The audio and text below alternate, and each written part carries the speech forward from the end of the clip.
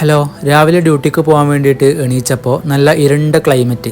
കുറച്ച് dress wash ചെയ്യാനുണ്ടായിരുന്നു. അത് washing മെഷീനിലിട്ടിട്ട് ഞാൻ പോകാൻ റെഡിയാവുകയാണ്. നമ്മുടെ നാട്ടിലെ കർക്കിടക മാസത്തിലൊക്കെ ഉണ്ടാകുന്നൊരു ക്ലൈമറ്റ് ഇല്ലേ, മഴ ഇപ്പം പെയ്യൊന്ന് കാത്ത് നിൽക്കുന്ന ഒരു ടൈം, അതുപോലത്തെ ഒരു ദിവസമായിരുന്നു ഇന്ന്. ഞാൻ ഒന്ന് ജനലൊക്കെ തുറന്നിട്ട് പുറത്തേക്ക് നോക്കിയപ്പോൾ ചെറിയൊരു ചാറ്റൽ മഴയുണ്ട്, നല്ല ഇരുണ്ട ആകാശം. അങ്ങനെ കുറച്ച് നേരം ഞാൻ പുറത്തേക്ക് നോക്കിയിരുന്നു. കുറച്ച് കട്ടൻ ചായയൊക്കെ കുടിച്ചിട്ട് പോകാൻ വേണ്ടിയിട്ട് റെഡിയാവാണ്. കുടയെടുത്തു.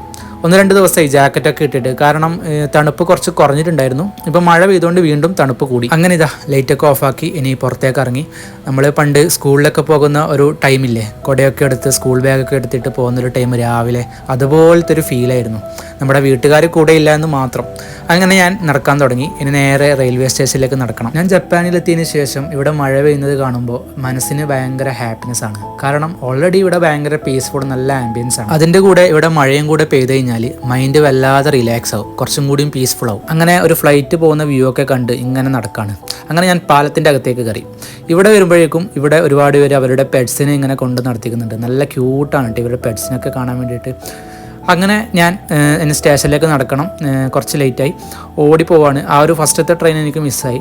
അപ്പോൾ ഇവിടുന്ന് ഒരുപാട് പേര് ജോഗിങ്ങിനൊക്കെ രാവിലെ വരും ഓടാൻ വേണ്ടിയിട്ട്. അവരുടെ ഹെൽത്ത് അത്രയും അവർ ഇമ്പോർട്ടൻസ് കൊടുക്കുന്നുണ്ട്. അങ്ങനെ ഞാൻ അടുത്ത ട്രെയിനിന് വേണ്ടിയിട്ട് കാത്തുനിൽക്കുകയാണ്. റെയിൽവേ സ്റ്റേഷനിൽ കുറച്ച് സമയം ഇരുന്നു.